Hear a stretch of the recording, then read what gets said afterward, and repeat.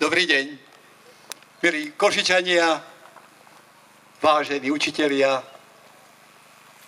novinárska obec, domáci, cespolní, jednoducho všetci, ktorí ste prijali naše pozvanie.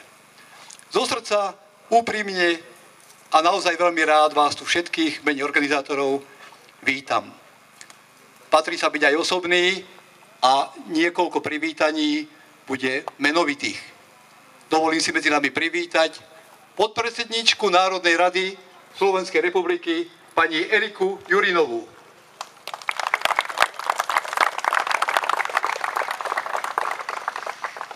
Ďalej vítam poslankyne Národnej rady Slovenskej republiky pani Helenu Mezenskú a pani Evu Horvátovú.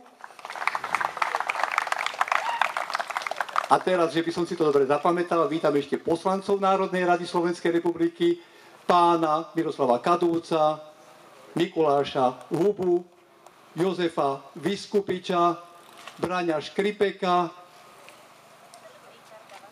Richarda Vašečku a Martina Fecka. Veľmi pekne ďakujem. Myslel som si to zapamätám, ale ospravedlňujem sa kolegom. Na úvod nášho stretnutia bol prvý kontakt s fanfárami a potom za nimi prvé vety slávnej, osudovej 5. symfónie Ludvíka van Beethovena. Možno taká netradičná kombinácia, čo poviete, ale nie náhodná. Slávnostné fanfáry mali naznačiť, a verím, že naznačili, že naše stretnutie nie je obyčajným, že je tak trocha slávnostným, vznešeným. No a tie krásne vety, svetoznáme, skoro už 200-ročné, tie mali naznačiť, možno tak ako povedal majster Beethoven, že klope nimi na bránu osudu, že chceme naklopať týmito vetami na brány tejto krajiny. A aby sme nemali až také veľké ambície, že na brány celej krajiny, tak možno na osud jedného konkrétneho človeka. Človeka, ktorý vo chvíli pomerne dôležitej, keď mal možnosť sa rozhodnúť medzi strachom a odvahou, medzi vecou verejnou a medzi osobnou pohodou, tak sa rozhodol správne. Bude ešte o ňom samozrejme reč.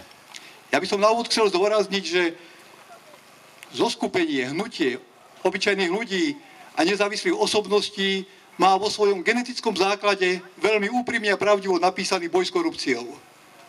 Nebudem tu opakovať známe fakty, možno len tá veta, že ten najskromnejší odhad, čo korupcia zobere z rúk a z vrecák občanov Slovenskej republiky, je neuveriteľných 500 miliónov eur každý rok. S nimi odchádzajú naše dôchodky zvýšené, učiteľské platy, s nimi odchádzajú nové nemocnice, pracovné miesta. Je to veľmi zlý signál a my ako poslanci sme ozaj urobili možno to, čo majú poslanci robiť na prvom mieste. Nedávno sme predložili zákon o podpore, ochrane a odmeňovaní bojovníkov s korupciou. Zákon veľmi prepracovaný, niekoľko mesiacov na ňom robili právnici, využíval najlepšie poznatky zo sveta v tejto témy, no neprešiel. Samozrejme demokraticky musím povedať, ale neprešiel. No čo sme mali ostať? Mali sme ostať spokojní, zákon sme predložili, parlament neschválil, no čo? Opozícia aj tak naviac nemôže. Nemohli sme ostať ticho. Môže opozícia naviac, a tu vôbec nejde o nejaké politikárčenie. Povedali sme si, že skúsime štátu pošepkať, čo by mal robiť s ľuďmi, ktorí sú bojovníci voči korupcii, čo by mal robiť sám v prospech svojej doslova morálnej záchrany. Pretože ak inde cesta nevedie, ak máme problémy sa dohodnúť, tak možno by sme nemali mať nikdy cestu zarúbanú k ľuďom, ktorí dokážu prekonať osobný strach a byť ľuďmi v tom najpravdivejšom a najjednoduchšom zmysle tohto slova. Ľuďmi, ktorí občiansku odvahu a statočnosť dokážu povýšiť nad to, čo je v každom z nás, nad obavy, nad strach, nad pocity, že veci sú nezdolateľné. Možno by som mal ešte zdôrazniť teraz v úvode jednu vec, ktorú sa patrí povedať tejto súvislosti. A to je otázka, ako to vlastne preciťujú ľudia, ktorí dokážu v istej chvíli prekonať strach. Viete, je ich strašne málo. Je to veľmi vzácny tovar. A sú za to rôznym spôsobom, naozaj rôznym spôsobom postihovaní, znechucovaní, trestaní. Je to neuveriteľné, ale existuje ešte strašnejšia, horšia vec pre týchto ľudí, ešte možno väčší trest, ako šikanovanie ich nadriadených. A to je vec, ktorá je charakteristická pre našu dobu a ktoré ja osobne sa bojím ešte viac. Je to istý strach, nezáujem okolia, ľahostajnosť. Dokonca kamaráti, známi a v úvodzovkách priatelia odskakujú od týchto ľudí, aby si náhodou neuškodili. Aby náhodou na nich nepadol deň. Tak ja chcem zo srdca poďakovať vám, takej malej skupinke Košičanov, učiteľov, že ste našli tú odvahu a prišli ste podporiť myšlienku, ktorú sme dali do nášho pozvania. Je to myšlienka na spájanie statočných. Pretože tá osamotelosť, ten pocit, ktorý som povedal, že je veľmi zlý, ten nám je potrebné prekonať. A prekonáme ho len jedine tak, že tie ostrovčeky odvahy na Slovensku pospájame.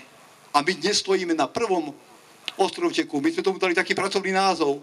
Protikorupčné bašty. Tak ako bola, kedy sa robili bašty proti Turkom, tak nám treba robiť baštu proti korupcii. Vieme, že ju nezdoláme. Od stredoveku je nezdolateľná, od praveku. Ale musíme ju obmedziť. A keď tie bašty pospájame a začíname tu v Košiciach, tak možno dosiahneme niečo vďaka vám, vďaka občanom, ktorí si ctia niektoré veci viac ako osobnú pohodu. Na úvod musím povedať ešte jedno, a už to meno teraz tu zaznie, aj keď ešte stále na tomto pomyslenom javisku neprivítame hlavného protagonistu dnešného stretnutia. Je to teda meno, ktoré chcem vysloviť s hlbokou úctou a vďakou. Keď som sa ja s nositeľom tohto mena stretol pred asi mesiacom, nie som možno dobrý psychológ, ale som pochopil, že hovorím s človekom, ktorý ozaj je bez falše, ktorý naozaj v istej chvíli života našiel v sebe možno odvahu, ktorú ani nepredpokladal, že má. A ja chcem to meno ozaj vysloviť tu s veľkou úctou a vďakou. Je to meno pána učiteľa Ota Žarnaja, učiteľa tu z tejto budovy, z obchodnej akadémie na Polárnej ulici 1 v Košiciach.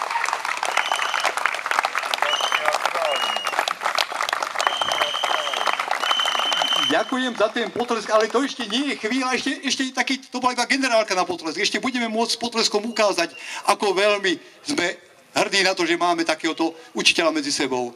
Ja v tejto chvíli by som chcel poprosiť iného učiteľa. Učiteľa, ktorý sa stal zase cez svoj životný príbeh poslancom Národnej rady, pána poslanca Richarda Vašečku, učiteľa zo Žiliny, svojim civilným povolaním, aby nás oboznámil s priebehom tejto kauzy. Nie, kauza to je nepekné slovo. S priebehom tohto hlboko znepokojivého prípadu a príbehu, ktorý nás tu spojil. Pán poslanec Vašečka, nech sa páči, máš slovo. Jeden, druhý.